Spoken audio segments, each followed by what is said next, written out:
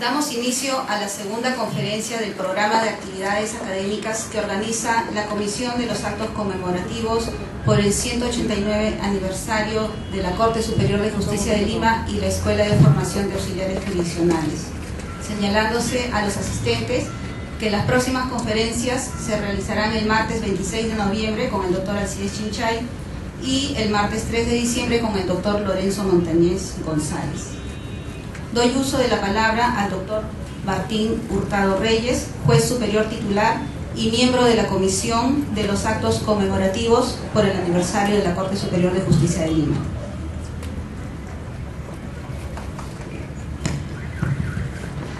Señores magistrados, señores auxiliares jurisdiccionales, colegas que nos acompañan, esta tarde la comisión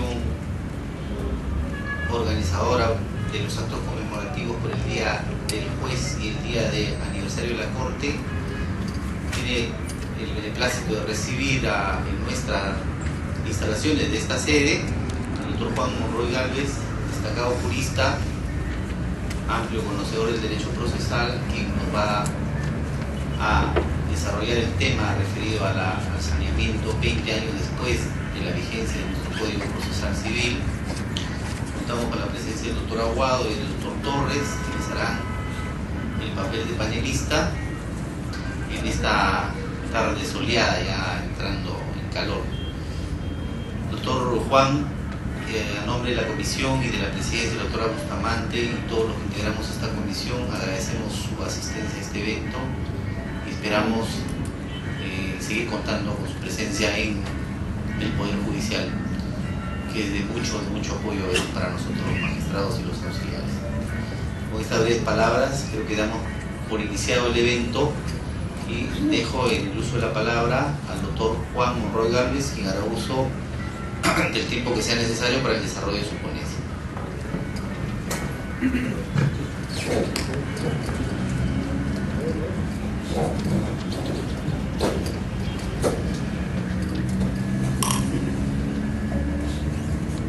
Señores jueces de la mesa central, señores jueces del auditorio, auxiliares, colegas, amigos en realidad. Este es un compromiso de los más trascendentes que asume un abogado cuando tiene que hablar el idioma judicial, que es absolutamente distinto a cualquier otro tipo de dialecto que se hable. Hay la mala costumbre de creer que el derecho se expresa de una sola manera y eso genera a veces discusiones tontas. Una cosa es el lenguaje legislativo, otra cosa es el lenguaje doctrinal y otra cosa sin duda es el lenguaje judicial. Nosotros tenemos nuestra manera de hacerlo, que a veces nos excedemos, vale no saber las razones, pero en todo caso hay una manera de decir las cosas que es significativamente importante para la trascendencia de la función que realizamos. Déjenme por un ratito que me sienta juez. Yo quería conversar hoy día, un poco cumpliendo los 20 años del Código Procesal Civil, un poco hablar de su transformación, qué significó como sueño y qué significa como presente. A mí me gusta siempre recordar que un señor que se llama Emerson, que sigo mucho, le leí una gran verdad. Él dice que las ideas nacen dulces y envejecen feroces. Y cuando yo lo leí, de inmediato pensé en el código, ¿no? Uno anda creyendo que las cosas deben ser de tal o cual manera, pero no siempre salen como se quiere, hay distorsiones en el camino. Hay una cantidad impresionante de razones para que eso ocurra. Es imposible creer que la tradición tiene un origen, que la etiología, o sea, la causa es única. Eso no pasa, tampoco hay que preocuparse mucho. Es un tema polémico, es un tema conflictivo, todo el tema referido al sistema judicial. A mí me da risa cuando escucho que hay seminarios, congresos, hubo uno la semana pasada en la Católica, sobre la reforma judicial. Yo siento que la reforma judicial se ha convertido en una fuente de alimento de mucha gente, que que se va a morir de hambre el día en que esto se solucione. Pero claro, ellos tienen la certeza, como no hacen nada para que esto no pase, entonces están simplemente casi lucrando con repetir las mismas cosas sin que se produzca nada. Amigos, el Código Procesal Civil, como supongo le puede ocurrir a todos los ordenamientos jurídicos, tiene un principal rasgo en este momento, que quisiera destacarlo, que es su fragmentación. Nosotros nos formamos en la edad de la razón, que somos cartesianos, queremos que las cosas estén bien clasificadas, tal cosa se divide de tal manera, ¿no? ¿Se acuerdan en primaria? El cuerpo humano, cabeza, tronco, extremidades, ninguno de ustedes lo ha olvidado, estoy seguro, porque esa es la manera de entender que las cosas estén cada una en su lugar, que las clasificaciones funcionen. Son creaciones de la mente, pero queremos que siempre funcionen. El código hace 20 años tuvo un determinado tipo de organización, una estructura que respondía a una determinada evolución, la que el legislador pretendió, y hoy día ha recibido tantos enmiendos que intentar seriamente pensar que hoy día guarda coherencia ya es un acto de locura de un juez o de un abogado. O sea, buscarle una identidad a algo que ha sido literalmente descuartizado es intentar hacer bello a Frankenstein. Es muy difícil, perdió una uña, más allá un diente, en fin, le pusieron peluca de Colón, ese no sirve para un concurso de belleza, ya está fracturado por demasiadas cosas. Y así todo, hay que intentar darle unidad, darle coherencia, porque lo que un juez no puede hacer es renunciar a su función. Entonces, quisiera que debutemos diciendo que hay un ordenamiento procesal que le sirve al juez para impartir justicia, inclusive muchas veces a pesar de él. Eso hay que asumirlo. Por eso me gusta recordar que el segundo párrafo del artículo 3º del título preliminar del Código Procesal Civil dice que ese código tiene vacíos, tiene deficiencias y que la jurisprudencia y la legislación comparadas están a disposición del juez para que la solvente. Muy pocas veces se usa, vamos a ver luego hoy día por qué, pero me gustaría siempre que lo recuerden, que lo diré al final, pero de repente también lo digo en este momento, que las normas procesales son de derecho público, pero no son de orden público. No son de orden público. Algunas son de orden público, que duda cabe, pero no todas. En consecuencia, la función del juez es una función creativa, inclusive en la vera del tema procesal. Ahora sí voy a pasar al tema que quería conversar con ustedes, porque va a ser una conversación. Lo mío va a ser muy breve, hay unas preguntas que me alcanzó el señor Aguado, y luego tal vez lo más importante que es vuestra intervención, para lo cual lo mío será brevísimo. Quería simplemente recordar, para entrar al tema de saneamiento procesal, una categoría que la vengo diciendo varias veces, todavía desgraciadamente no la escribo como quisiera hacerlo, pero que ya tendrá que ocurrir pronto. Yo creo que una definición sencilla, pero real de proceso, es que el proceso es un conjunto de cuestiones procesales. Cuando encima de la mesa de un juez civil llega una demanda, dentro tiene un conflicto de intereses o una incertidumbre jurídica.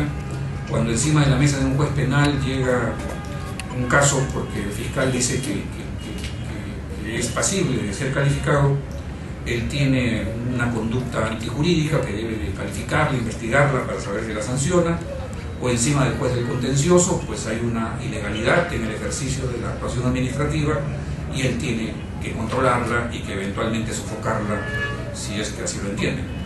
Llámese como quiera, encima de la mesa del juez hay un conflicto, una incertidumbre, una conducta antijurídica. Hay una pretensión de A contra B, ¿no es verdad? Y a esa pretensión, esa propuesta que está acogida, vamos a hablar solamente en sede civil, en esa demanda, yo quisiera llamarle cuestión procesal principal. Teóricamente, un proceso es imposible que sea tal si no tiene una cuestión procesal principal. Eso es más o menos obvio. Lo que ya no es tan obvio es creer que una demanda tiene una sola cuestión procesal. De hecho, la misma cuestión procesal puede ser simple o compleja, puede tener más de una pretensión, eventualmente puede haber una reconvención, etcétera, etcétera. Pero todo eso en el paquete será la cuestión procesal principal.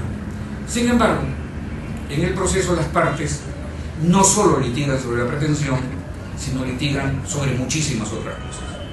Ya en el debut, ese testigo no corresponde, entonces la otra parte propone una tacha contra ese testigo. Entonces tenemos otra cuestión procesal, que a diferencia de la anterior, le vamos a llamar cuestión procesal incidental. Y seguro que va a proponer una excepción, imaginemos. ¿Y la excepción qué será? Será otra cuestión procesal incidental. De tal suerte que un proceso, para decirlo en absoluto cristiano y sin más complicación que esta, es la suma de una cuestión procesal y varias cuestiones incidentales.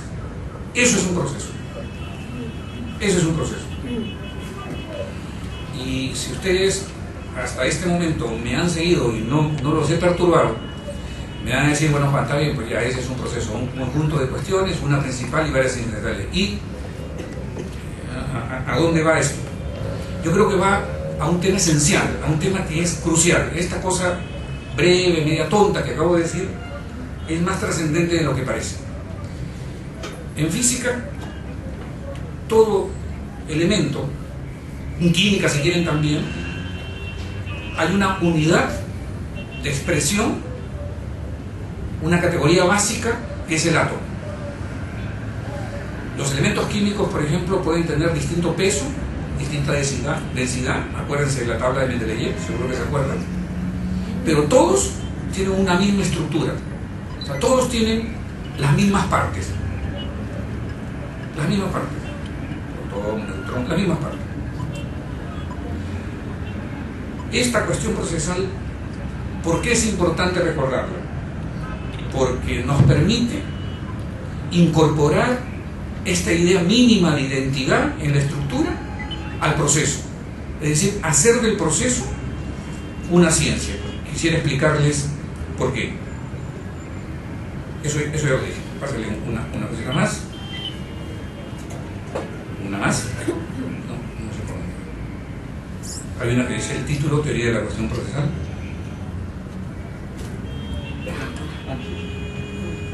Ahí despacito, amiga, no se acelere. Ahí vamos. Entonces, vamos a hablar de esa teoría de la cuestión procesal, ¿no es verdad? De esa suma de cuestiones procesales, de la principal y de la incidental. Y ahora vamos a desnudarla. Lo podemos ver. Cualquier cuestión procesal, sea la principal o cualquier incidental que ustedes en su mente se imaginen, una nulidad, una tacha, una excepción, no sé, una contienda de competencias. Todas esas son cuestiones procesales e incidentales. Pero cualquiera que sea, tiene tres partes. La primera, requisitos para un pronunciamiento válido sobre la cuestión procesal. Quiere decir que cuando yo propongo una tacha, o propongo una excepción, o propongo una demanda, hay un conjunto de requisitos que requiero tener para ser titular de esa propuesta.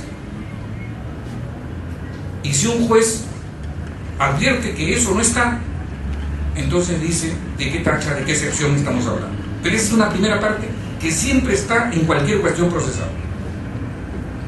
El segundo elemento de la cuestión, que nunca falta, es el tema a ser decidido. Porque cuando alguien abre una cuestión procesal, algo quiere. Yo no creo que haya un juez acá que alguna vez haya recibido un pedido que no tiene el pedido, porque entonces es una declaración de amor, es una cosa de esas que a veces pasan, sospecho que no es un expediente y no tiene nada que ver con el proceso. Tiene que haber otro tipo de cosas. Hay algo que pide, puede ser absolutamente excéntrico, puede carecer de fundamentación jurídica, es otro tema, pero hay un pedido. Entonces, punto A, requisitos para que haya un pronunciamiento válido sobre lo que se pide.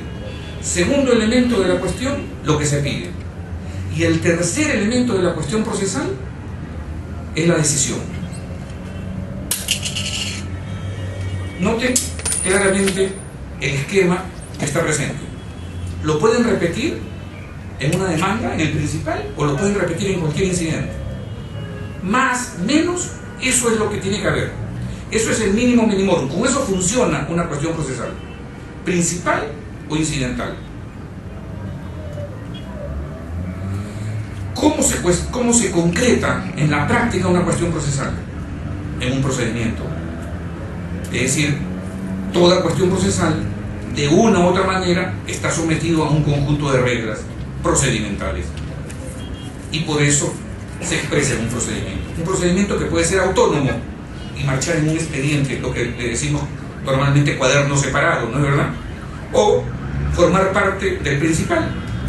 Eso es una decisión que puede ser perfectamente tomada por el juez sin que ponga en riesgo nada. Si cree que es un incidente, hacer residuo en su interior y después sacar a copia, si es que hay un tema para segundo grado, lo hará. Si cree que debe ser separadamente, porque eventualmente hay una suspensión, puede hacerlo. No tiene que ir al código para decidir eso, es un criterio, porque el código cree en el juez. Felizmente el artículo primero del título preliminar no ha sido modificado. Entonces eso está intacto, ¿ya? Pero ese es el tema. Entonces, toda cuestión procesal, entonces, es resuelta en su tercera parte. La tercera parte es decisoria. Cuando una cuestión procesal es resuelta y el decisorio de la cuestión procesal se refiere a, ¿qué significa? Que el juez no ha resuelto la cuestión procesal. ¿Y por qué no ha resuelto la cuestión procesal? Porque quien la propuso no satisfizo los requisitos para que él pueda entrar a B. Y entonces, cuando C, que es el decisorio, se pronuncia sobre A, es porque le está diciendo: yo no puedo resolver tu pedido de nulidad, yo no puedo resolver tu excepción, porque no eres quien la debe pedir, no es ante quien la debes pedir, no sé. Ya veremos qué es. Esa es otra historia. Esa es toda la ciencia del proceso. Pero no lo va a hacer. Sin embargo, ese pronunciamiento de C, cuando está referido a, es un procedimiento de validez, pero que tiene una distinción sutil, pero trascendentalísima, que es su subsanabilidad. Si el pronunciamiento en C, porque en C se resuelve una cuestión, es porque hay un requisito subsanable, el juez debe decir inadmisible y conceder plazo, consecuencialmente. Pero si el juez considera que ese requisito es insubsanable, y si estamos hablando de requisito, es bastante probable que estemos hablando de vicio. El vicio es el presupuesto material de una nulidad. Hay que distinguir vicio de nulidad. Puede haber un vicio que le puede parecer irrelevante a un juez, una irregularidad, como decía, como le gustaba decir a Serra, que lamentablemente la semana pasada lo perdimos, mínima, dice: no, no va a estar dependiendo en esto, no, y avanzar. Se acabó, queda firme y se acabó. Pero puede haber algún grado que considere que es un vicio significativo. El vicio es el elemento percutor de la nulidad. No hay nulidad sin vicio, pero son distintos. Esto es esencial para después discernir su calificación. Pero entonces, cuando estamos hablando de un requisito que no puede ser subsanado, entonces la respuesta, ¿no?, la solución a esa cuestión procesal es la improcedencia. Ahora, si C, o sea, C es la respuesta jurisdiccional a la cuestión, ¿no es verdad? Y si C se refiere a B, ¿y qué es B? La materia de la cuestión, ¿no? La tacha, la nulidad, la excepción, el ejemplo que les dé la gana. Y cuando el juez se refiere a B, entonces se está refiriendo al mérito, al contenido de la cuestión procesal, sea cual fuera, principal o incidental. Y si va a referirse al mérito, él tiene que decir fundada o infundada. Y está resuelta la cuestión. Si tiene impugnación, tendrá impugnación, es otra historia. Pero esa es la esencia del incidente. ¿Y por qué me he detenido tanto en esta materia? Porque esta materia ha generado un error que esta no es una ofensa ni nada. A veces a uno se le pasa el elefante delante y no lo ve. porque siento que en 20 y tantos años, y en 100 años, y desde que somos república y desde que tenemos código procesal civil, código de procedimiento, no solamente la ley del año 52, sino el código de procederes de Santa Cruz del año 36, venimos cometiendo un error que sospecho hasta ahora lo cometen 18 de cada 20 abogados. Cuando digo abogados digo jueces también. Error garrafal. Por eso es importante la cuestión procesal. Aquí aparece su importancia. ¿Saben cuál es, amigos? Es creer que la relación entre forma y fondo es la relación entre proceso y materia, y derecho material. Dice, proceso procesal, la gente me forma. Derecho material, ese derecho material, entonces ese es fondo. Maldita sea, eso es una calumnia a la ciencia procesal. Pero se lo juro, eso es un crimen. Un crimen que produce cosas terribles. El seguir diciendo, lo que pasa es que es bien sencillo, es bien bacán. Formal procesal, material fondo, bacán. ¿Entendió o no? Clarísimo, y se va feliz el profesor. Ya lo reventó ya. Eso no es cierto.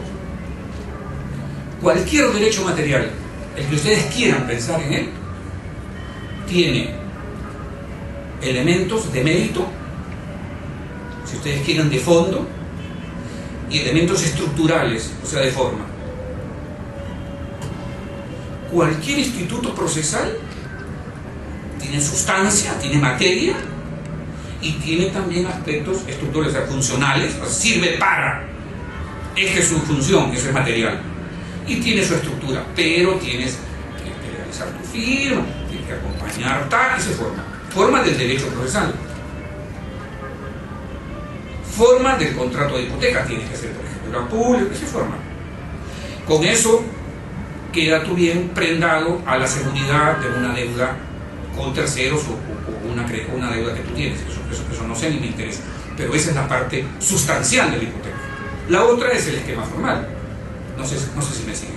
Entonces, no hay derecho material o procesal que no tenga un aspecto externo, estructural, y un aspecto funcional. Esto entonces invita a descartar esta consideración que hace un rato la teníamos como absolutamente válida. ¿Y por qué esto es importante? Porque B, si ustedes se acuerdan, B es el contenido de la cuestión, es aquello que se resuelve. Y el contenido que se resuelve puede ser un tema procesal. Y la respuesta, si alguien dijera como es forma, yo tengo que decir inadmisible o improcedente. No, grandísimo bobo, porque si el tema material es un derecho procesal, tú tienes que decir fundado o infundado, confirmar o revocar. Si el juez de segundo grado considera que ha habido una respuesta en ese cuaderno de excepción, pero quien la propuso no tenía calidad para proponer excepción, ¿qué debe hacer? Lo que él está diciendo es, a mí me llega una cuestión procesal con una respuesta de mérito, fundada la excepción y infundada, no sé, pero imaginemos que fundada la excepción. Pero acabo de darme cuenta que Pedro López no es parte. Y por lo tanto no estaba calificado para proponer este tipo de defensa. En consecuencia, él se va a pronunciar por A. Y como si no la tiene, no va a tener tampoco calidad para obrar, entonces va a anular y va a declarar improcedente la excepción propuesta. Y ahora sí es perfectamente explicable que eso ocurra, porque simplemente la respuesta jurisdiccional está en función de lo que es el contenido. Un ejemplo grueso para advertir esto, o sea, la razón para que discernir esto de que forma y fondo no es lo que dicen, tiene que ver con lo siguiente. Cuando una persona en un proceso, cuando una parte de un proceso le propone al juez que ejerza control difuso, es decir, le dice, la fundamentación jurídica de la pretensión que está dirigida en mi contra tiene como sustento una normativa inconstitucional. Para el caso concreto, le pido, doctor, declare usted, ejerza control difuso y declare, y después consulta a la Suprema a ver si desaparecen esas cosas del ordenamiento jurídico peruano. No es verdad, porque es un bicho raro eso que haya una norma inconstitucional que está por ahí. Y el juez, en efecto, advierte que es una norma inconstitucional. Entonces, declara eso. Imaginemos que la demanda era una demanda de pago de soles. Entonces, el mérito de la demanda era responder al pago de soles, fundado o infundado el pago de soles, ¿no es verdad? Y sin embargo, ese juez ha hecho control difuso y no ha resuelto el tema que se contiende. Entonces cualquiera podría decir, ah, como el juececito no ha resuelto el tema que se contiende, solo ha hecho control difuso, ha hecho un tema de forma. Tema procesal menor, por el amor de Dios. Está haciendo vigente la Constitución, está haciendo posible que podamos vivir con libertades. Eso es control difuso.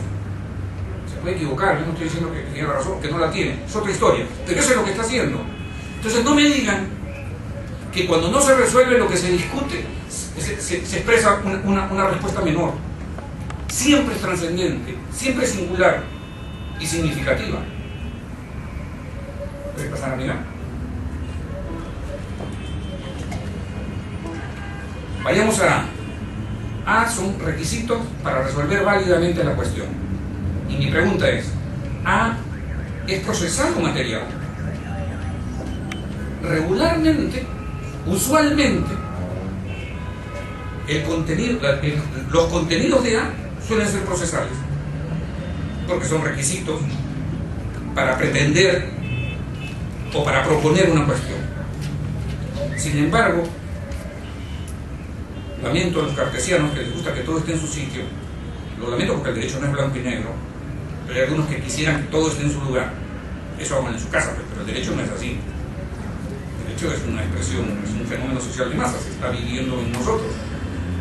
Y es el hombre el que lo está haciendo y el que lo está viviendo. O sea, peor cosa no puede ser, es el hombre. Entonces, imaginen que eso sea perfecto y adecuado y prístino y todo en su lugar. No hay que presumir. O sea, no estamos hechos de esa manera. Sospecho que ni siquiera el de arriba está hecho de esa manera. Así que dejemos el asunto ahí. Cuando se trata del elemento A, regularmente es procesal. Pero, por ejemplo, la legitimidad para obrar dificulta mucho que pueda decirse que es puramente procesal. Y entonces ya estamos a caballo en un tema que es por lo menos medianamente discutible. Normalmente suele tener contenido procesal cualquier discusión o contenido sobre A, pero no es imprescindible que así lo sea. Por eso es que hay razones en las cuales la legitimidad para obrar es un caso típico, es un ejemplo realmente prototípico que hace que cuando un juez dé una respuesta de esa naturaleza, es tal su importancia que en realidad está mezclando derecho procesal con material. No forma conjunto, sino las dos. Así de trascendente. Por suerte, siendo así, esta respuesta de C, cuando C se refiere a A, es una respuesta que no se va a referir al mérito. Va a ser procesal, pero siendo procesal, es de mérito procesal. No es de mérito de la discusión principal, que no sé si me explico, pero obviamente es de mérito, no es formal. Eso es exactamente lo que yo quiero decir. En el caso B, ¿qué cosa es? Es el tema propuesto en la cuestión. El tema propuesto en la cuestión es procesal o material. Yo creo que es de cualquiera de los dos. Va a depender qué es lo que se coloca encima de la mesa. Todo juicio de procedencia es obviamente un juicio procesal. Juicio, digo, como proceso lógico jurídico que realiza un juez al momento de resolver. Eso es juicio, no es sinónimo de proceso. Juicio como proceso lógico, a eso me refiero, ¿no? Entonces, pero aun cuando es procesal el tema, la respuesta va a ser fundado o infundado. No tiene que ver con que necesariamente es improcedente, no, eso no tiene que ver. Eso ya lo vimos, porque hay mérito. Entonces el elemento B puede ser procesal o puede ser material. Y pasamos rapidísimamente al C, que es el decisorio. El decisorio procesal o material, pues depende, ¿no?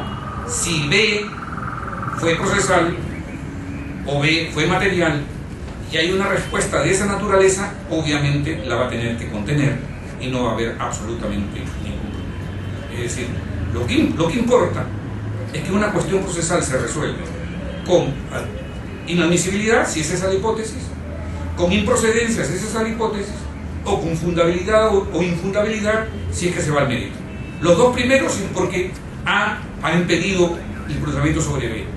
Y lo segundo es porque A fue validado por el juez y pasó inmediatamente a responder lo que sigue. Entonces, inclusive fíjense, un tema como A puede ser materia de la cuestión principal. O sea, un tema de requisitos, yo lo puedo demandar. ¿Qué cosa es lo que hago cuando demando amparo judicial? O sea, yo estoy diciendo que hay una afectación a mi tutela procesal efectiva en vía de acceso a la justicia o de debido proceso. Y eso es el mérito del amparo judicial. Eso es el contenido, es lo que quiero que vean. Tanto que ustedes no van a poder ver el mérito. Yo lo que voy a conseguir a lo mucho es ganar la unidad de esa decisión. Quiere decir que es tan importante el tema procesal que puede ser mérito de una demanda, como lo es también en el caso de la nulidad de cosa juzgada fraudulenta o revisión civil por fraude procesal. Clarísimamente eso ocurre en cualquiera de esas dos hipótesis. Esto viene a colación, amigos, porque en el país hay toda una jerga nacional que jamás sé de dónde viene, sé yo, Fred, todo eso, pero yo no sé qué significa al lugar, no al lugar. No sé si es una circunstancia material, que no tiene sitio en la sala, no sé qué es al lugar, no al lugar.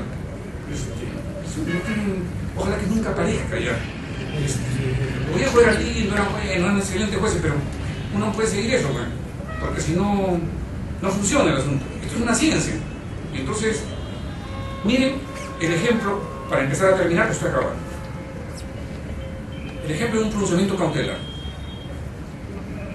Yo no conozco, o todavía no me ha tocado en 20 años, que yo haya pedido una medida cautelar y un juez me la haya concedido declarándola fundada, o no me la haya dado declarándola infundada. Desde que me tengo una tranca. Nunca me dicen eso. Me dicen improcedente tu medida, o me dicen concedas en la medida. No entiendo. No entiendo. Quiere decir que no juega en mi pedido cautelar.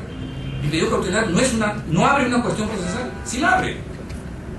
Y si yo, por ejemplo, no acompaño tasa, ¿qué sería? ¿Qué diría? Inadmisible, ¿no es verdad? Inadmisible, tiene 3 días. Tengo una multa, ¿no? ¿Cómo puedo litigar y no saber la tasa, ¿no? En la Corte Suprema tendría que hacer eso, ¿no? Que lo hacen a cada rato con el recurso de casación para ganar 10 meses. El día en que le pongan 2.000 o 10 unidades de referencia procesal de multa y 1 año de suspensión al abogado, nunca más pasa. Pero claro, entonces la complicidad, no, no es malo, entonces, y por eso el sinvergüenza sí lo sigue haciendo. Y ellos están contemplando eso. Meten un zamaco de caso y el tema se resuelve, sobre todo en el billete. Y entonces ahí el tema está cancelado. El tema se cancela así. Pero ese sería un caso de medida cautelar inadmisible. Si yo pido una medida cautelar sobre un bien no cautelable, que hay una referencia en el código, herramienta de trabajo, en fin, una serie de cosas, es un pedido, es una medida cautelar improcedente. Ustedes no tienen por qué calificar los presupuestos cautelares por esta burrada que estoy cometiendo de pedir que esa medida cautelar funcione respecto de un bien no cautelable. Eso es improcedente. Y será fundado o infundado cuando pasadas estas aduanas, el asunto vaya directamente a los presupuestos cautelares. Entonces, si un juez, no es verdad, aprecia si hay adecuación, si hay verosimilitud, si hay peligro en la demora, si hay o no hay, tendrá que decir fundado o infundado. Esto, que parece un asunto menor, es importantísimo, Porque cuando un juez de primer grado no concede la medida cautelar, dice improcedente, ¿no es verdad? Dice improcedente. Eso tenemos que admitirlo ahorita porque es verdad, dice improcedente. Entonces va a la sala, y la sala formada por los señores Martín Hurtado, Rómulo Torres y José Aguado, dicen no, esa medida cautelar sí va. Entonces sí, pero viene improcedente. No, pero sí está inverosimilitud, peligro de demora, Martincito hace una ponencia bacán. Pero dice no. Pero como ha venido en improcedente, para no afectar el grado, dice, hay que anular. Y entonces anulan y regresan. Y aparece entonces, o la medida cautelar fue una mentira y no había urgencia, o la medida cautelar no sirve para nada, porque ese expediente va a regresar dentro de 3 meses. Ahora les cuento sufrimiento de abogado. Cada que suben expediente, uno puede irse de viaje, enterrarse. Pues, hay que ir a hablar con los doctores Bustamante. No están pegados los cargos. Y eso es que una misa, 3 días para que peguen los cargos. Yo no sé si lo pegan en ceremonia pública. No sé cómo es la vaina, pero yo no puedo ir a hablar hasta que no estén pegados los cargos. Esa es una cosa que... Ya, pero eso es algo personal. No se preocupen. Yo sé que lo van a pegar más rápido de ahora en adelante y ese tema se resuelve. Pero, si dijese infundado y Martín revisa y Rómulo y José están de acuerdo, revocan y conceden la medida y bajan. ¿No? Eso no ocurre, hay una discusión. ¿Hacemos o no lo hacemos? Porque si lo hacemos, se acaba un gran mentira. Porque fue sin contradictorio. Y si después quiere apelar, dirá pues fundamentos. Y entonces irá otra vez, y ya con fundamentos lo podrán volver a ver. Se llama rever. Simplemente es distinto hacerlo en la urgencia de la tutela, con contradictorio suspendido, y después con contradictorio explícito. Nada más. Nada más. Se cumplió con la urgencia, y después si no va, no va.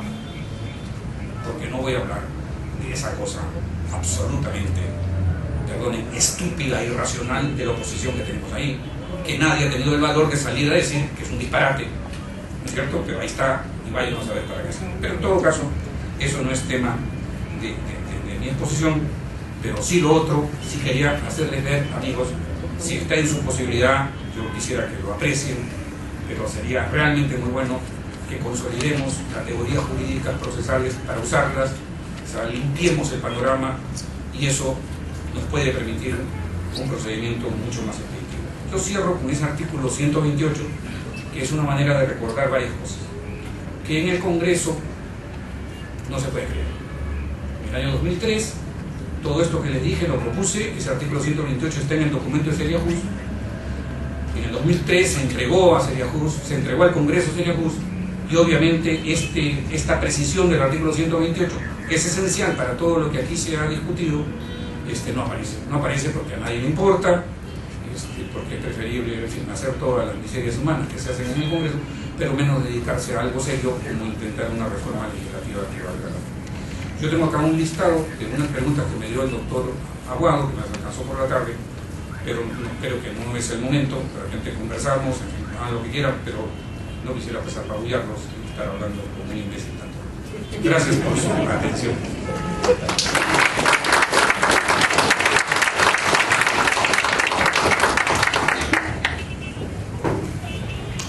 Agradecemos las palabras del doctor Juan Monroy Gálvez, y invitamos a tomar asiento. Gracias.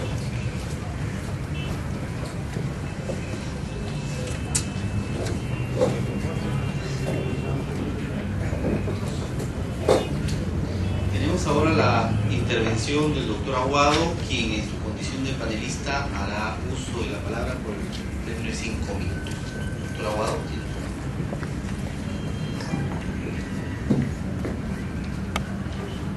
Muchas gracias al doctor Monroy, para felicitarlo una vez más, porque siempre sus exposiciones son bastante claras y cada día permite a los abogados desde el punto de vista que trabajan en el Poder Judicial o que trabajan a nivel de abogados libres o independientes, puedan tomar la esencia de lo que es el proceso. El doctor Monroy, y no es un elogio sino es una verdad, se caracteriza porque él, al margen de los libros y las críticas y las exposiciones, efectúa la defensa directa en los procesos, de tal manera que se puede dar cuenta día a día de qué manera se aplica la teoría y la práctica.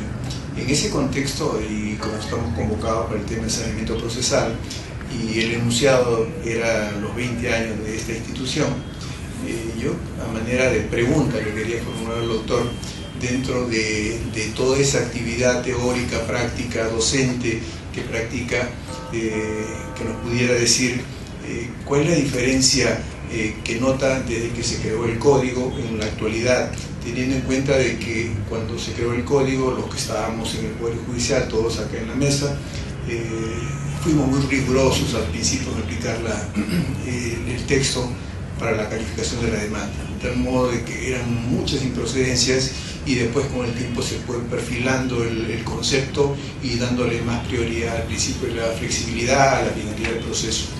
Y seguramente el doctor tiene muchas anécdotas al respecto y quisiera más bien que nos pudiera enriquecer con la versión al respecto.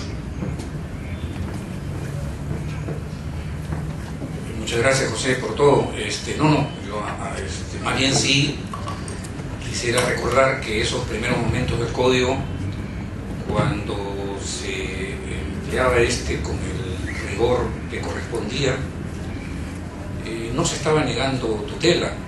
Lo que se estaba haciendo es decirle al juez nacional: te has acostumbrado a hacer procedimiento, ahora hay que hacer proceso y hay que estudiar. Tú no puedes venir a traer un papelajo contando una historia terrible, sin ningún rigor lógico ni coherencia, para no decir sin un mínimo gramatical, no es verdad, y yo tenga que decir traslado de la demanda en la vía ordinaria, obligado a decir. No, tú vienes acá con algo ordenado, coherente, quiero ver la fundamentación jurídica, quiero precisar el petitorio, quiero ver su correspondencia, porque si eso no está bien, yo te voy a rechazar. Y un día estoy seguro, como de esto vives, vas a aprender y vas a hacer una mejor demanda. De eso se trataba. Un día, a propósito de la anécdota que dice José, voy a contar una sola porque ya estoy hablando demasiado, con tanta riqueza de experiencias que tengo acá al costado, y no lo digo por las canas de Rómulo, sino en general. Un día el amigo, el querido y llorado Carlos Ernesto Justi me pidió que lo acompañara un sábado a Ica a premiar a una juez que me acuerdo perfectamente, se llamaba Teresa Parcana, ya no es juez por desgracia, renunció, y la estaba premiando. Esto fue en el año 95, la estaba premiando porque la autora tenía un 96% de conciliaciones. 96% de conciliación. Ya creo que hasta forzaba. Además, como era así un poco corpulenta, si no bajaba el brazo para ordenar la cosa. Pero además, ella, antes de que Peirano lo dijera, sacaba a los abogados. Porque una de las primeras luchas del Código Procesal Civil, una de las primeras, estoy acostumbrado a las críticas, pero que yo tuve que soportar, es que los procesos acababan muy pronto. Entonces, claro, como él, no sé si tendrá plata o no, pero no le interesa, nos está fregando el negocio. O sea, eso era lo que decían los abogados. Porque ese abogado puede ser hasta de sendero luminoso, puede ser muy rebelde, pero a ningún abogado ni juez le gusta que le cambien lo que hace todos los días. En ese momento se vuelve ultra conservador. Entonces, el código cambió, el código le quitó el expediente al abogado. Y cuando yo quitó, digo que 13 años antes de su vigencia, uno se podía llevar el expediente para hacer el alegato. ¿Sí o no, Rómulo? Se podía llevar el expediente a su casa, creo que eran 30 días, y después requerimiento para que lo devuelva. 6 meses, 8 meses, por Dios, yo era practicante. Pero yo decía, pero no, pero así era. Ah, claro, ahora da risa. Pero imagínense el expediente en casa del abogado de la otra parte. 4 meses, 5 meses, no lo devuelve. Y si uno lo mira y hace así, porque lo tiene el expediente. Está requerido que copie al Ministerio Público, no sé qué vaina, pero no lo devuelve hasta que lo devolvieron. Entonces, miren ustedes la lógica del cambio, no es menor. Es decirle al juez. Y lo que ha ocurrido en el camino es lo que le va a ocurrir. Los amigos laboralistas no querían escucharlo, De hecho, no lo quieren escuchar hasta ahora, pero quiero adelantarles algo, maestros. La oralidad, si quieren un día conversamos sobre ella, es lindísima, es impecable, es perfecta, pero la oralidad está ricos. La oralidad no es para sistemas judiciales como el nuestro. No, al comienzo no tienen idea lo que es. Miren, 96% de conciliaciones. Así es bacán, pues. Uno lee el caso y todo lo demás. Hoy día, ¿qué juez acá en Lima tiene menos de 2.000 expedientes? ¿Cuánto tendrá la doctora en años en su sala, Martín, José? 3.000, 4.000. Los del contencioso. Esos un día van a salir a la calle calatos con corbata y zapatos de fútbol. Están volviendo locos. Se están volviendo, porque 7.000 expedientes. Claro, a nadie le importa. O sea, los jueces le pagan bien. Que no importa. Claro, ¿por qué? Porque para el Ministerio de Economía, lo único que importa en la edad de la razón del mercado es cuánto te doy y cuánto me devuelves. Entonces, en esta lógica infernal y estúpida, un juez no produce. Y como no produce, es un marginal. Y como por desgracia, gremialmente, no estáis unidos, está soportando lo que está soportando. Pero bueno, y ese es otro tema. Bien, ahora invitamos al doctor Torre de Tosilla para que haga su intervención en su calidad de panelista también. Gracias. Empiezo expresando mi agradecimiento a la comisión que preside la colega Emilia y verdad, halagadísimo encontrarme al lado aquí de Juanito y dos extraordinarios jueces como lo es Pepito Aguado y Martín Hurtado. Pero el tema, bueno, y veniendo a lo que acaba de citar de Juanito, efectivamente los expedientes se prestaban hace muchos años, eso era la Corte Suprema, lo que evidencia que acá Juanito también es mi coetáneo, no es tan joven como a veces parece, no es efectivamente. El tema es, aquí como lo señala aquí el evento, sobre el tema sobre el saneamiento. En verdad, apareció el Código Procesal Civil, evidentemente que fue una cosa interesantísima esta parte del saneamiento. Sí, empezaba un tema, un proceso, un litigio, una demanda, una cuestión, se confería traslado, porque acaba de citarlo Juanito, traslado la ley ordinaria, y se peleaba, se iba a la Corte Suprema y de repente improcedente. Entonces este tema, este asunto, esta figura que muy bien se estampó aquí en este nuevo cuerpo legal, ya obligaba al juez a que revisara por segunda vez, porque en la primera etapa ya lo advirtió también aquí Juanito a la hora que hizo su exposición, viera sobre los requisitos previos para darle trámite a una demanda.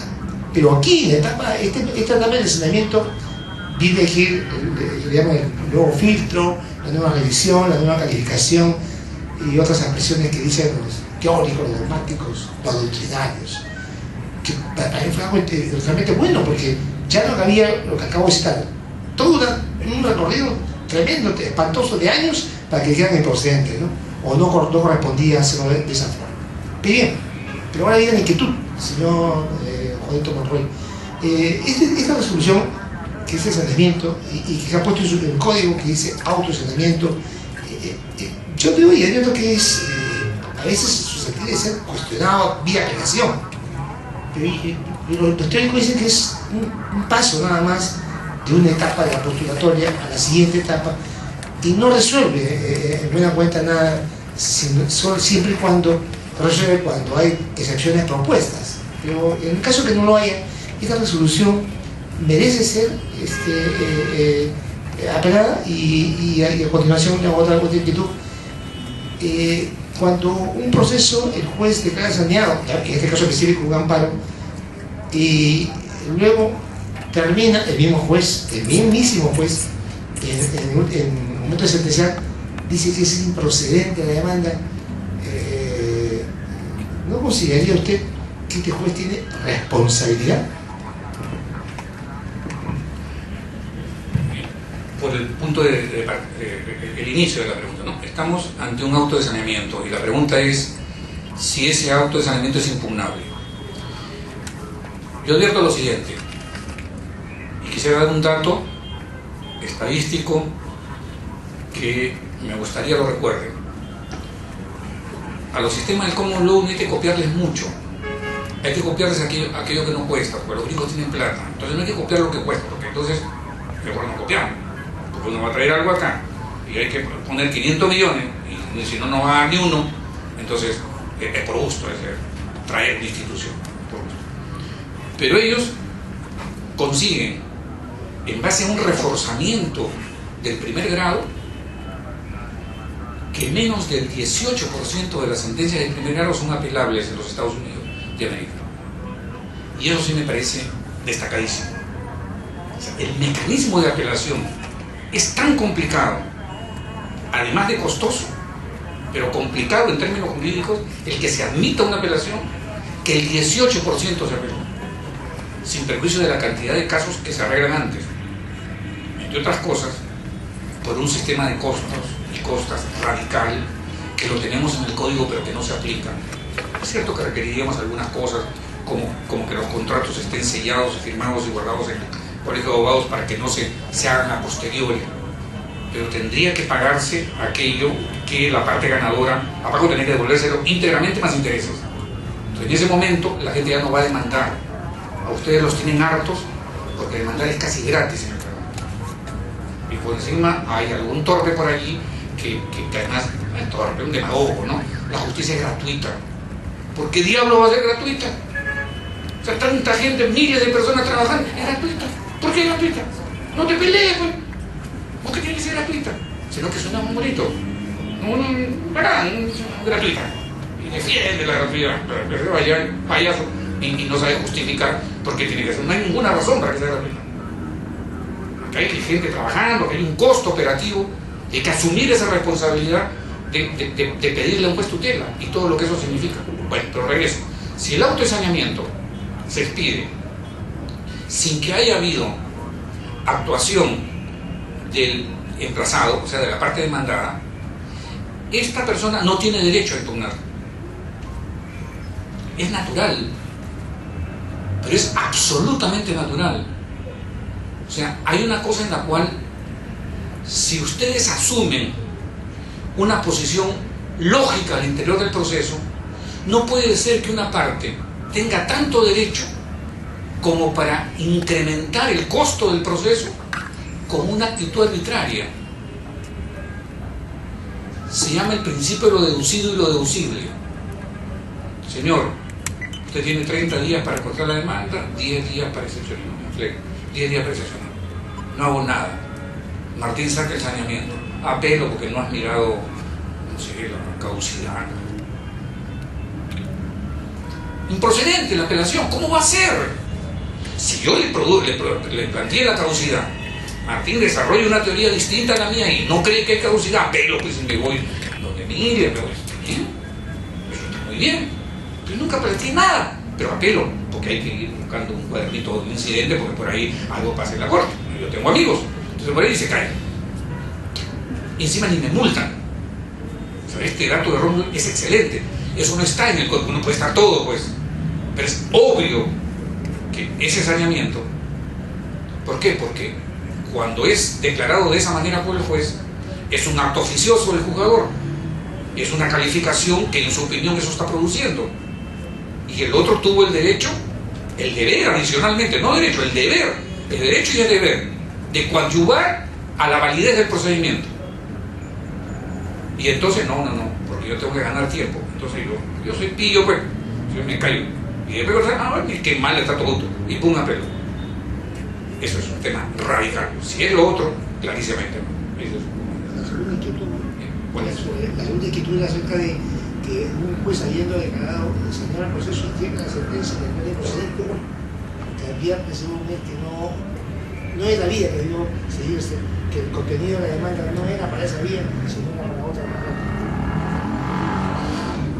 Aquí el tema, amigos, la pregunta es de una pertinencia y cualquier tipo de... O sea, esto, todo lo que yo he dicho, regularmente está mal dicho. Así que no me sigan, como dice el cochita, no me sigan. Pero si hay tema delicado, este es uno de ellos. ¿Qué está pasando? Que hay un análisis de razonabilidad hecho por el juez y decide que hay un proceso saneado. Hay dos opciones por delante. Una, que hay un vicio que sobrevenga, y obviamente en la sentencia lo declara, porque si es sobrevenido, ni modo que sea malo. El tema, que es el que plantea Rómulo, estoy seguro, porque ese es el tema conflictivo, es que haya saneado el proceso, y este animal, como andaba enamorado, no se dio cuenta, y en la sentencia, pucha, hay caducidad. O sea, hay dos opciones. Una, calladito nomás, y va al mérito, y ojalá que nadie se dé cuenta. Y la otra, que es la responsabilidad que tiene que asumir el juez, declarar la caducidad. Y declarar la caducidad por el 121. Esto tiene necesariamente que ser excepcional. Y si hubiera un Consejo Nacional de la Magistratura, en la cual yo tengo amigos allá, pero en la medida de lo posible fuesen abogados como mínimo y jueces también. El Consejo de la Judicatura Italiana, como todos ustedes saben, la forman 33 personas, de las cuales 22 son jueces, elegidos democráticamente con elecciones. Esos 22 perfectamente por grados, no es que los supremos tienen más que los superiores, no, todos tienen sus 22. Y ahí van rotando en 6 años, votaciones periódicas, 2 para cada tercio, que es otra historia, pero así se hace. Porque este es un caso en el cual tendría que verse cuántas veces ocurre eso, porque realmente es muy malo, es perverso para el sistema, genera mucha desconfianza social que un juez declare saneado el proceso y después descubra algo que debió haberlo visto en su momento. Claro, es gravísimo sin duda alguna, pero si la pregunta es, ¿tiene que hacerlo? Es que tiene el deber de hacerlo, porque va a ser una cosa terrible, que esto va a llegar en casación, ¿no es cierto? Va a llegar en un momento y va a aparecer el asunto. Entonces en ese momento se cae todo abajo y otra vez la medida. Lo decía, no sé si Pepe o Rómulo, pero quiero contarles que este código, que es del 93, yo empecé a trabajarlo en el año 88, y en el 89, en un trabajo estadístico que me ayudaron los chicos de la Universidad de Lima, encontramos que el promedio de duración de los procesos era de 14 años, 9 meses. Eso fue lo que atacó el Código Procesal Civil. Claro, ahora el código es una porquería. Está bien, estamos en 4 años y medio más o menos de promedio actual. Seguro que es una porquería, no tengo ningún problema, pero de 14 a 4, algo es algo, dijo el diablo, y se llevó un elefante bajo el brazo. Así que tampoco es que... Bien.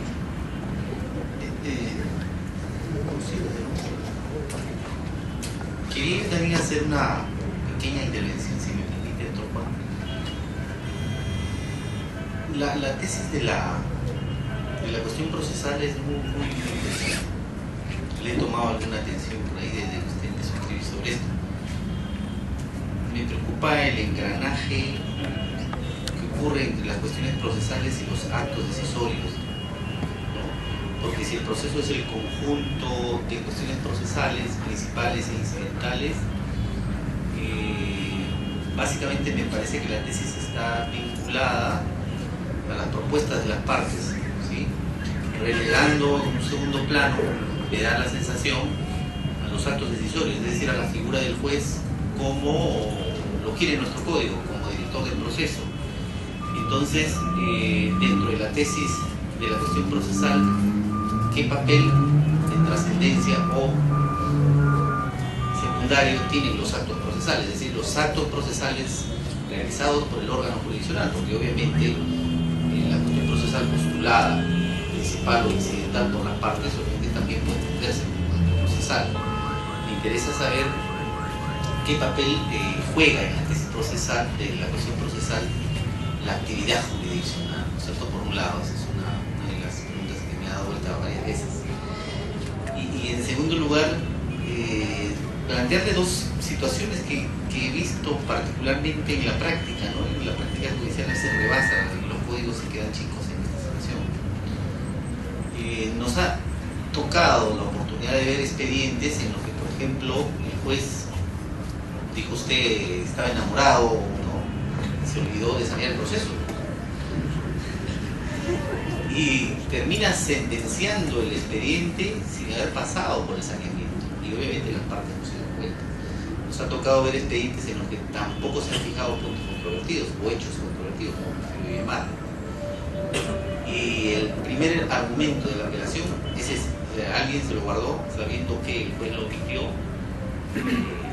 se pasó de largo el saneamiento procesal. Suele ocurrir a veces en los procesos sumarísimos, donde hay una actividad casi inmediata en una diligencia. Entonces, esas omisiones en primera fase podrían alientar la posibilidad de un vicio que genere una nulidad, ¿cierto? ¿Qué posición le merecería a usted estas dos situaciones específicas? Martín, en serio, sería una traición el que esta teoría de la cuestión procesal, que tanto me gusta y que no es mía, es de mi hijo Juan, no es mía, él es el autor, yo solo lo desarrollo, lo propago, pero en todo caso él seguro lo explicará mejor. Pero la función del juez está intacta en su papel más importante. ¿Cómo es esto? Hemos dicho que la estructura es A, B y C. Y a juicio de cualquiera, ¿qué cosa es lo más importante si no es C? Que es la respuesta jurisdiccional. O sea, ¿qué es una cuestión procesal sin C? Rasparías y jarabe. No sirve para nada. Lo que puede ocurrir, o sea, yo siento que la pregunta de Martín es correcta en el sentido de que va por esto de o sea, creo que la teoría de la cuestión procesal mirada estáticamente genera la siguiente sensación, pero resulta que ahora yo tengo que esperar que alguien proponga algo, porque yo no puedo estar. No, la teoría de la cuestión procesal jamás va a afectar el impulso de oficio. O sea, el impulso de oficio es autónomo, o impulso de oficio que algunas veces será inimpugnable, como en el caso de la prueba de oficio, acuérdense, y en otras será impugnable y generará una cuestión procesal. Decisión del juez, impugnación, porque es de oficio. Pero en todas las demás cosas hay que admitir que en sede civil, Sachen der Parten, es decir, es un asunto de partes. Entonces el juez jamás va a poder demandar ni nada, pero impulsar el proceso, darle el ritmo, direccionarlo, es algo que nadie lo va a poder reemplazar. O sea, creo que sigue siendo un elemento absolutamente esencial. Y sobre este tema, esta pregunta tan subyugante, este ejemplo que dice Martín, que seguro debe haber vivido, imagínense qué cosa tan patética, que es que le llegue en segundo grado una sentencia sin saneamiento. Y no es que se ha volado una hoja, sino que el hombre no hizo saneamiento, no hizo saneamiento, no hizo saneamiento.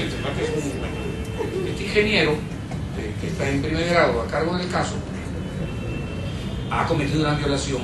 O sea, este vicio es obviamente insubsanable, en mi modesta opinión. O sea, lo que pasa es lo siguiente: una cosa es andar por allí, que conozco amigos que les encanta la nulidad, les encanta la nulidad, les sienten felices porque aplican la ley. El juez no es un aplicador de la ley, el juez hace derecho y se sirve de la ley, pero él hace derecho, él resuelve conflictos con ayuda del derecho y en base a los valores superiores que están en la Constitución. Eso es más o menos la mejor manera de explicar lo que es un juez en un sistema contemporáneo. Entonces, en esa lógica, no hay manera de concebir que un juez haya producido la tamaña barbaridad que Martín ha descrito. Y creo que, más allá de todo lo que pueda significar de nociva una nulidad, que la tiene, es perversa para todos, salvo para el que la pidió y para el miserable que la tuvo guardada, también lo ha descrito Martín, que es la otra parte que va a ganar tiempo, pues la ley. ¿Había otra cosa? Controvertido. Obviamente es insubsanable, porque hay una cosa, o sea, hay cosas que el juez, o sea, a 20 años, ¿no? Un poco que estamos recordando ahora, además, seguro con especialistas, con gente que propone borradores al juez, que discute con ustedes. El juez, de la calidad que tengo, y se lo digo con toda sinceridad de amigo, hay cosas que el juez de primer grado no explota. O sea, perdonen que hablen a nivel personal, pero cuando yo diseñé el código, pues en el 88, 89, mi idea era la siguiente: esto de decir que haya un orden lógico en los hechos, enumerado, dije inclusive, para que la otra persona diga, yo no estuve donde Rómulo dice en la demanda que estuvo, y ahí que te prueba que la ley, la mía, no sé, alguien ganará, pues no puede ser que haya estado o no haya estado. Y le dije, yo digo, bueno, esto y él dice que estuvo, según su demanda. Entonces, esa era la lógica.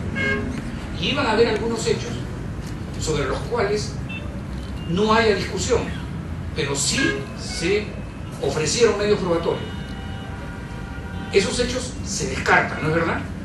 Pero hay algo que todavía no he visto un juez, que igualito me voy a emborrachar cuando salga una fundada una medida cautelar, cuando vea un juez que al comenzar su sentencia use los hechos no discutidos. O sea, los hechos no discutidos los tira a la basura. No sé si me están siguiendo. Es formidable, maestro, pero una materia, imagínense, o sea, sobre esa parte ha aceptado, sobre eso construyo. Pero no, lo que pasa es que eso no se ha discutido. O sea, como no se ha discutido, no sé si me estoy explicando, se considera como algo menor. No, al contrario, hay que explotar eso, sin duda. Para terminar en este asunto del tema, si no hay puntos controvertidos, maestro, entonces, ¿cómo va a resolver la sala? ¿Cómo se aplica el principio de limitación? ¿Cuál es el grado? ¿Está subiendo una sentencia? No, eso es un poema, un tango, pero no es una sentencia. Sin punto controvertido van a discutir el problema judío, no sé, cualquier cosa, ¿no? También había unas preguntas del público. Me gustaría que usted le dé respuesta, por favor. El rechazo de una petición tiene la característica de una improcedencia, sin duda, sin duda. Lo que pasa es que la improcedencia, o sea, el proceso de ciencia no hace más de 140 años. Entonces, inclusive hasta 1918 se enseñaba Derecho Civil en la Universidad Nacional Mayor de San Marcos. La Universidad Católica tenía un año de fundada. Los derechos no había. Pero hasta 1918 no había curso de procedimientos. En el 19 hay el primer curso de procedimientos. Si ustedes miran el libro de Covielo, van a ver que el último libro dice de las acciones. Entonces ya cuando acababa uno de saber derecho civil, ahora te voy a decir qué haces en el y ya después venían otros que enseñaban lo que le llamaban derecho judicial, que es que paras a la derecha si eres apelante y toda esa vaina. O sea, eso era un curso. 1918. O sea, no hemos cumplido un siglo. No, de la ciencia procesal no tenemos 30. Entonces, quisiera que adviertan eso. Entonces, por esa razón, las categorías que uno usa son categorías prestadas del derecho privado. Una categoría que ha costado Dios y su ayuda a hacerla autónoma es la nulidad. Hacer de la nulidad procesal. Por eso es tan difícil, porque usualmente el jurista de derecho privado suele concebir la nulidad procesal como si fuese parte de esa, y no lo es. Es absolutamente autónoma. Entre otras cosas, porque la nulidad del negocio jurídico privado casi siempre es autónomo y aislado. El acto procesal está concatenado. Es muy difícil aislar un acto procesal. Claro, de repente la demanda, ¿no? Pero después no, después es una cadena. Entonces, la lógica para entender la nulidad procesal es distinta. Por eso es que, en estricto, el rechazo podría asumirse como sinónimo de improcedencia. Pero yo le rogaría que por una cuestión de darle a nuestra disciplina categoría científica, usemos las que corresponden para responder jurisdiccionalmente de manera uniforme. O sea, el proceso no lo va a cambiar el abogado, lo cambia el juez. El abogado nunca es paradigma, porque andamos pensando en que esta esté más gruesa. Nada más. Gruesa, engañar, la cita, el almuerzo, la cena, la parrilla, donde arreglamos ese. Yo vivo en casa, yo no salgo. No tengo con quién conversar porque no, da pena esto. O sea, lo digo con vergüenza, pero es así. Eso hay que evitarlo. ¿Pero quién lo evita? El juez. Ese sí lo evita. Este señor no me venga usted con esto. Se acabó. Se acabó. Rechazo es improcedencia, pero mejor diga improcedencia.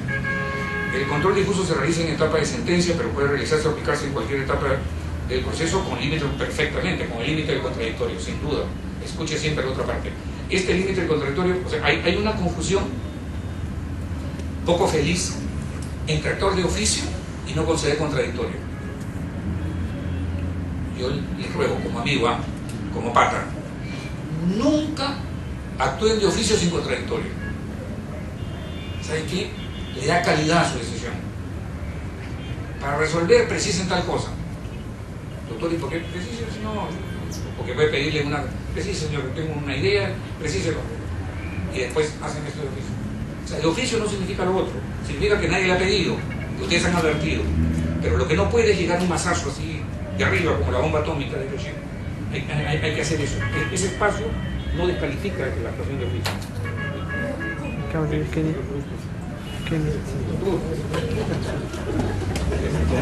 El colegio de abogados los pedidos que no son absueltos como fundado, infundado, improcedente, inmutables o deben cometer. Esto que yo digo es una cosa de amigos, nada más. Yo les estoy rogando que lo hagan.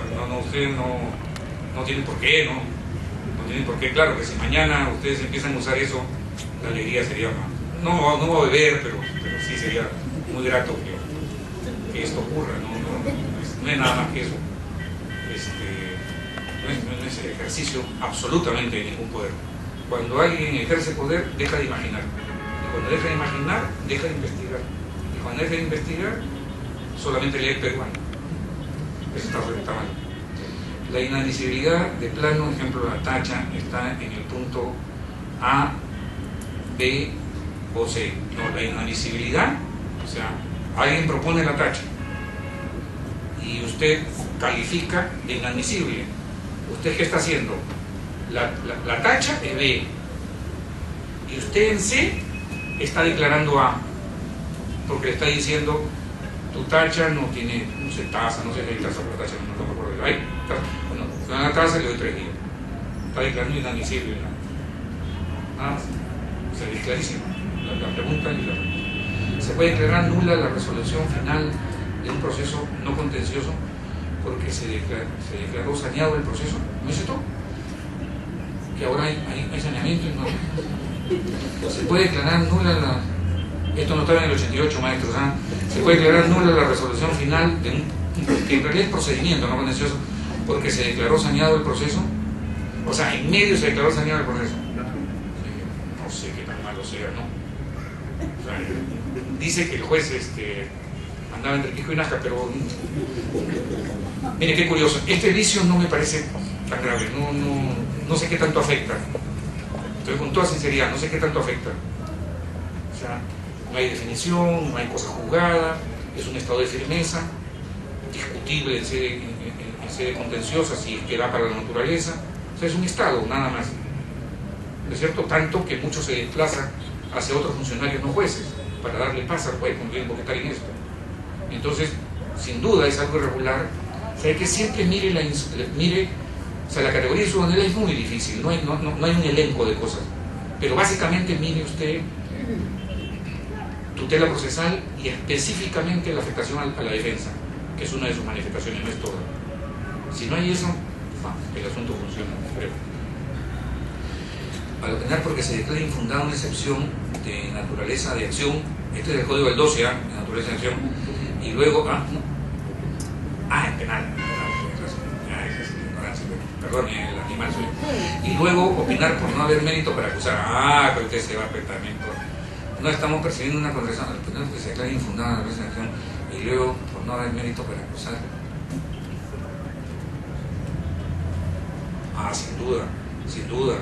Sin duda, porque ¿por qué lo hay?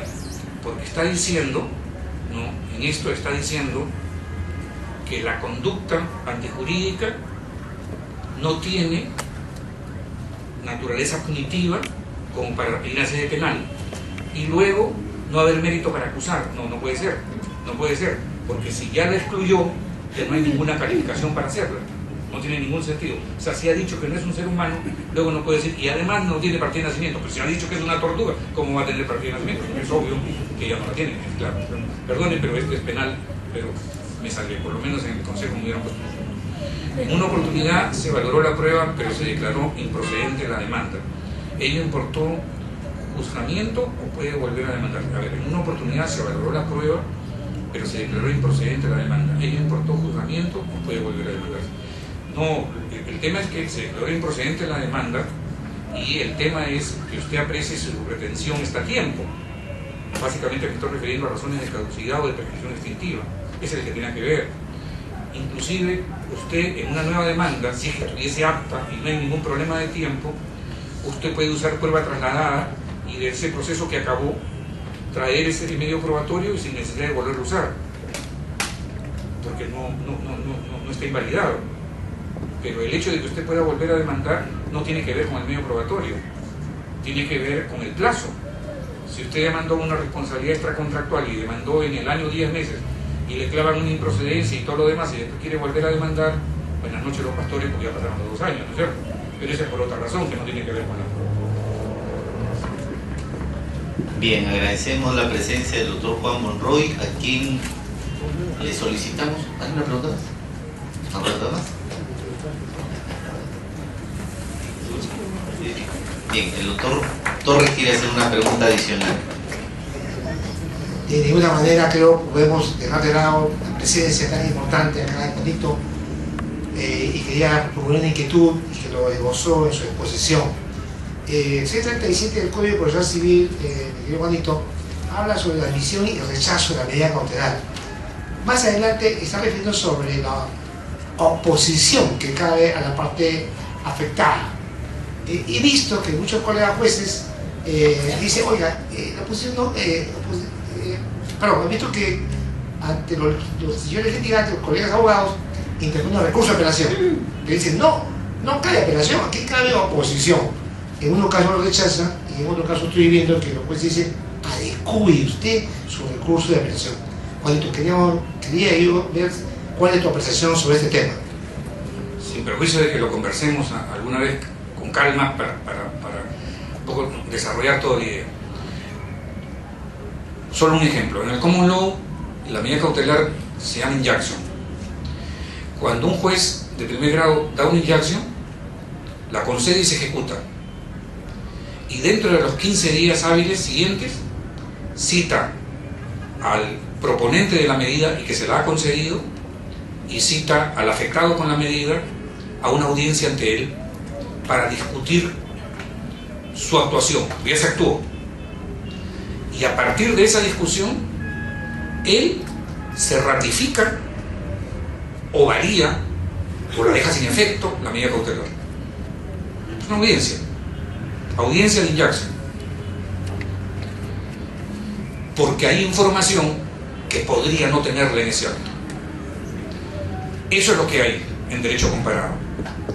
Nosotros hemos incorporado una oposición que aparentemente es presupuesto de la apelación, con cargo a una cosa gravísima, y es que cuando se apela, ya no se apela de la medida cautelar, sino del auto que resuelve la oposición, con lo cual aparentemente la medida cautelar estaría firme, porque lo que estaría cambiando es la oposición. Y esto es una barbaridad, porque la oposición, para darle sentido práctico a la categoría, la oposición cautelar sirve para discutir una situación de hecho de la medida.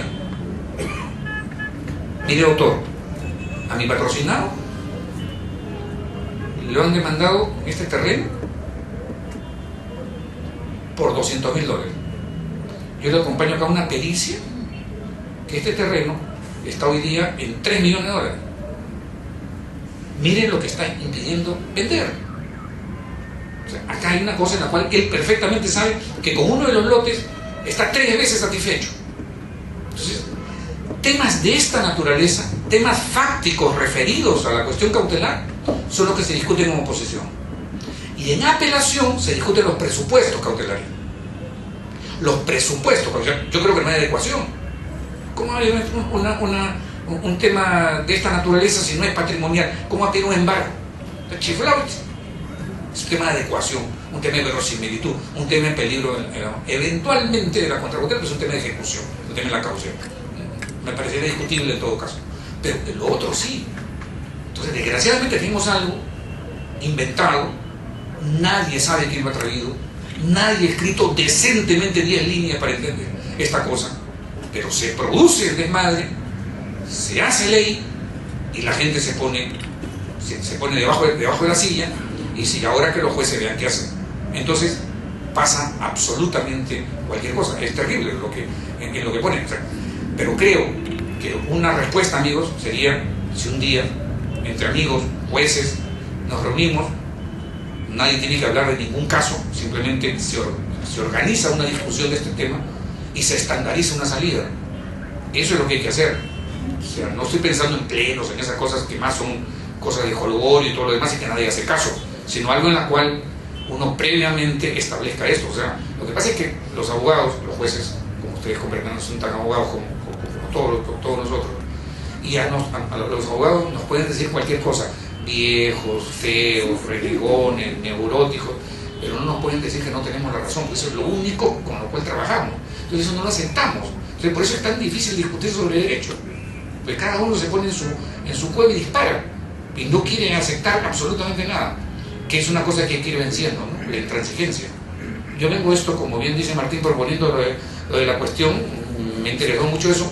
Creo que no, jamás he pensado en el demérito del juez, porque para que yo le baje la calidad al juez tendría que subirse al abogado, y yo en el abogado no creo. Si usted me da el principio, no creo. No, las votaciones, colegio de abogados, decanos, no. Pues voy porque a veces hay libro viejo que no tengo en casa, pero fuera de eso ni iría, ¿no? Ahora sí, creo que debemos respaldar la presencia del doctor Juan Monroy.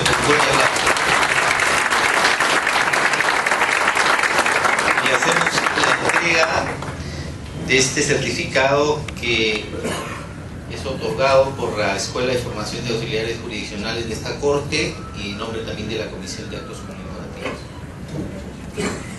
Muchas gracias. Le hacemos llegar uno de los ejemplares de la revista oficial del Poder Judicial que le puede ser útil.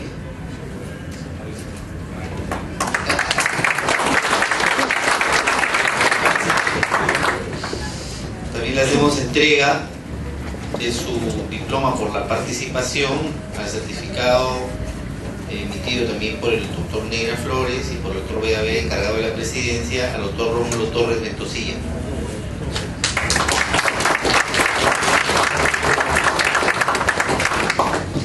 Igualmente le hacemos entrega de su certificado por su participación en este evento, doctor José Aguado Sotomayor.